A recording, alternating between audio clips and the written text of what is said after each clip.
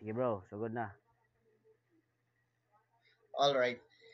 So, magandang araw sa ating lahat, no?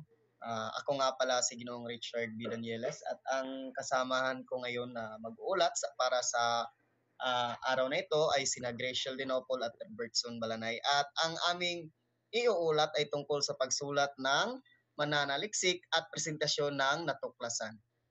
So, ang pagsulat ng ulat, pananaliksik at presentasyon ng natuklasan ay mahalagang bahagi ng proseso ng pananaliksik. Ang pananaliksik ay may mga kahalagahan na nagbibigay ng mga bagong kaalaman, nakakatulong sa paggawa ng mga matalinong desisyon at pinatunayan nito ang mga argumento o teorya at lumikha ng mga bagong ideya at solusyon. At meron naman, punta naman tayo sa kahalagahan ng pananaliksik. Una, ito ay nagbibigay kaalaman. Kasi nga, kapag tayo ay nananaliksik, at kung ano man ang ating natutuklasan, ay maaari itong magiging sanhi o daan o tulay sa panibagong kaalaman ng mga mambabasa ng ating pananaliksik. At pangalawa, ito ay sumusuporta sa desisyon. Kasi nga, kapag gumawa tayo ng mga pananaliksik, kapag kung ano man ang naging resulta nito, ay siyang maging basihan o basis para tayo ay makapaggawa ng sapat na desisyon at nang sa gayon, ito ay magiging konkretong ebidensya o pansuporta upang makapagdesisyon tayo ng tama. Kasi meron tayong pinanghahawakan na mga pananaliksik, meron tayong pinanghahawakan na data na siyang nagsasaad na maaaring gawin ang naturang desisyon. Pangatlo ay nagpapatibay ito ng ebidensya. So gaya ng nabanggit ko kanina, kasi nga sa pamamagitan ng pananaliksik, makakapagpresenta tayo ng mga ebidensya tulad na lamang ng mga statistics result at saka maaari din nating i-presenta yung kung ano man ang mga ating natuklasan based sa ating pananaliksik. So ito ay magiging basihan kasi again, ito ay nagpapatibay ng ebidensya kasi meron tayong hinahawakan. And maaari natin kung meron mang magko-question sa ating mga desisyon, meron tayong maipapakitang ebidensya. Kaya naging mas matibay pa ang ating mga ebidensya sa pamamagitan ng pananaliksik. Pang-apat, ito ay nagpasimula ng inobasyon. So, gaya ng mga nangyayari sa pangkasalukuyan, no? Marami ng mga makabagong teknolohiya o mga inobasyon na mga nagagawa. At yan ay dahil mismo sa pananaliksik. Kasi nga, kung walang pananaliksik na nangyayari, walang inobasyon na magaganap. At ang matibay na mga inobasyon ay talagang pinagsisikapan ng mga eksperto, mga scientist na kung saan ito ay nagiging simula upang magkaroon ng inobasyon tulad na lamang ng panibagong cellphone. Hindi tayo makakapag gawa ng cellphone kung walang pananaliksik ang mga eksperto tungkol dito. So, next is mga hakbang sa pagsulat ng ulat pananaliksik. So, dadako tayo ngayon sa mga pamamaraan o hakbang upang isulat ang pananaliksik. So, una ay pagpili ng paksa. Napakahalaga na ang pagpili natin sa ating paksang pananaliksik ay talagang kailangan meron tayong interest sa ating naturang paksa. Kailangan meron tayong purpose o goal kung bakit natin pinili ang paksa na ito. So, kailangan talaga nating tuunan ng pansin ang pagpili ng paksa. Kailangan makabago o nakakatulong. Pangalawa naman, ito ay pagbuo ng proposal. So, sa pagbuo ng proposal, ay kailangan din nating isulat kung kasi rito nakalagay kung ano yung mga ninanais umithiin natin sa pananaliksik na ito. So sa proposal pa lang ay ito ay tinitingnan na ng maigi kasama ang mga eksperto kung ito ba ay aprobado ang pananaliksik. Ito ba ay attainable or ito ba ay kayang gawin o merong kabuluhan. At saka sa pangatlo naman ay dito na papasok yung pangungulikta ng datos. So sa pangungulikta ng datos po ay maaring marami tayong tools na gagamitin dito. Maaari tayong gumamit ng scaling sa pamamagitan ng mga estatistika at saka o mga ideya ng mga eksperto tungkol sa pananaliksik. So sa pang-apat naman ay suriin ang datos. So yun nga, pagkatapos nating mangolekta ng impormasyon, so suriin na natin based sa ating nakolekta, so susuriin natin ang datos na ating nakukuha. So maaring hindi tayo ito ay napaka-crucial part, no, kasi nga ang pagsuri ng datos o pagsuri sa datos na ating nakokolekta is ito yung nagiging simula sa sa mga hakbang na tayo ay gagawa na ng desisyon o interpretasyon tungkol sa ating nalalaman based sa ating data na nakuha natin sa ating pangungulekta nito. So sa panglima naman ay buuin ang ulat. So meron na tayong halimbawa, meron na tayong datos, tapos na tayong mangungulekta at nakakabigay na rin tayo ng interpretasyon at saka tapos natin itong suriin, masusing pagsusuri, so magbuo na tayo ng ulat. So kasi nga, sinasabi nga na ang pananaliksik ay wala pa ring halaga kung ito ay hindi na isisiwalat o hindi na papublish o hindi natin ito na ipagbigay alam sa karamihan, lalong-lalo na sa mga eksperto tungkol sa bagay na ating sinasaliksik. So, pagkatapos natin itong mag-gather lahat, meron na tayong mga ebidensya, meron na tayong sapat na data. So, ang pagbuo sa ulat na lang ang ating gagawin. So, i-present natin ito or i-defend natin yung ating pananaliksik at kailangan talaga maisawalat ang ating natuklasan at may bigay ang mga makabagong pamamaraan o makabagong bagay na natuklasan tungkol sa pananaliksik. So atin itong pinaka-importante itong iuulat natin. So mangyari po ay hanggang dyan lamang ang aking party sa pag-uulat. So ipagpatuloy po ito ng aking kasamahan na si Robertson Balanay.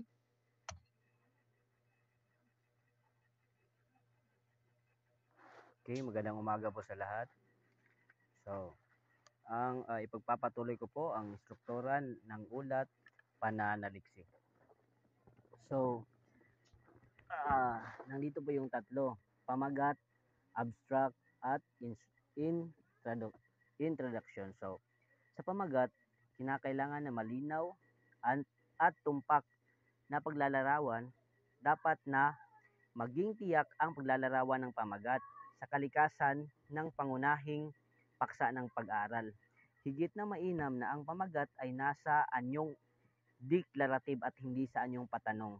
Kailangan na maging informative at makabuluhan ang pamagat ng isang pag-aaral at makapupukaw ng atensyon ng mga mambabasa. So, pangalawa naman ay ang abstract. So, sa abstract naman ay ang maikling buod ng buong pag-aaral. Isang uri ng lagom na karaniwang ginagamit sa pagsulat ng mga akademikong papel tulad ng thesis, papel na siyentipiko at technical, lecture at mga report.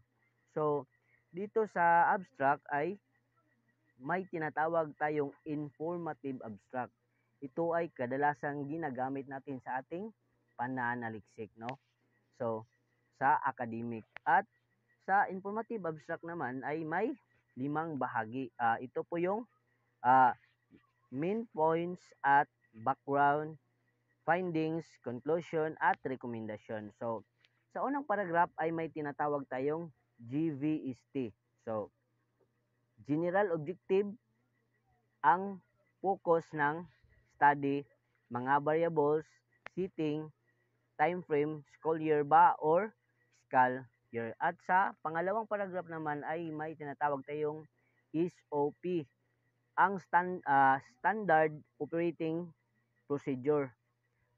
Kung paano ito nabuo o binuo ang bawat paragraph. So, sa paragraph 3 naman ay may tinatawag tayong MRSI. So, MRSI, yan po ay yung method of research use. So, respondents. So, sampling technique, instrument na ginagamit. At sa paragraph 4 naman at 5 ay ilalaan sa ating major findings, dapat sunod-sunod yung pagkabuo. At sa paragraph 6 naman ay yaong conclusion, at sa paragraph 7 naman ay implementasyon o recommendation. So, pakinext po.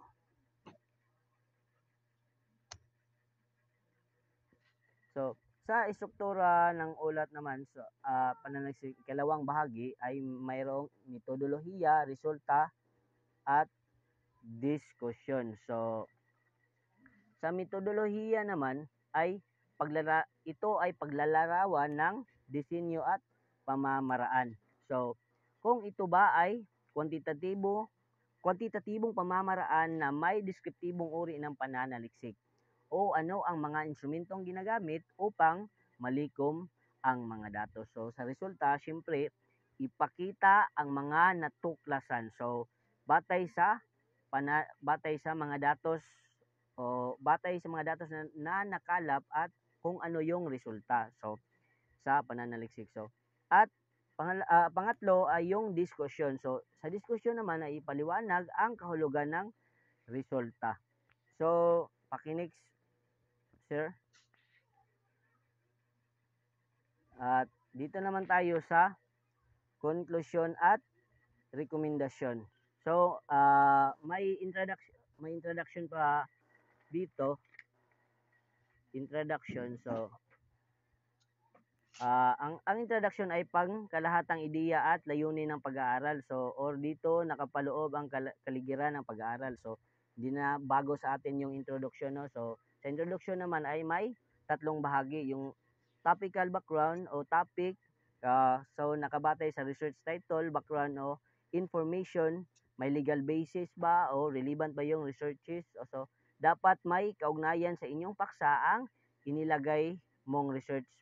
So, sa pagbuo ng paragraph na ito ay kinakailangan na from general to specific. So, sa pangatlong bahagi naman, yung research gap o rationale. So, hindi magre-research dahil marami ng ganitong pag-aaral, kundi nagre-research ka dahil mayroon pang hindi alam or may mga limited data in previous researches. May gusto kang natuklasan na hindi nila natuklasan or limitado yung data nila. So, sa pangatlo, bahagi ng introduction ay ang justification. Ano ang solusyon na makikita sa study? Yung research mo, kung nakukuha mo na yung data, ano ang ambag mo sa knowledge economy or sa field of knowledge?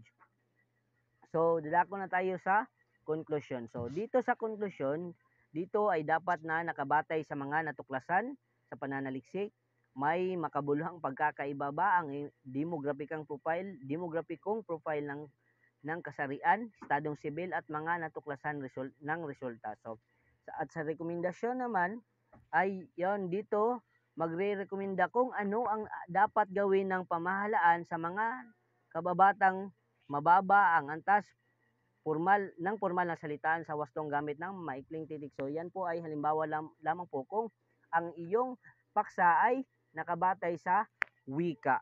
At sa sanggunian naman po ay ito yung kompletong listahan ng ginamit na source. So, pakinig, sir. At hanggang dyan lang po, at ang magpapatuloy naman po ay si Ma'am Grishel Dinopol. Maraming salamat. Okay, so at dahil tapos na ni Sir Balanay iulat ang istruktura ng ulat pananaliksik, ay dadako naman tayo sa presentasyon ng natuklasan. Una, paghahanda ng slide presentation. So, sa paghahanda ng slide presentation, kailangan gumamit ng mga visual aids tulad ng mga larawan, chart at graph upang madaling makuha mga datos. So, limitahan ng teksto, gumamit ng malalaking font at di kalidad na graphics. So, teknolohiya. So, subukan ang kagamitan kung ito ba ay gagana. So, maghanda ng backup.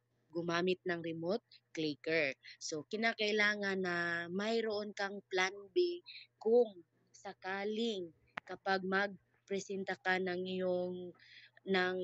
yung pananaliksik ay kailangan may plan B ka na gagawin. Chart o graph. So gumamit ng simple at malinaw na disenyo.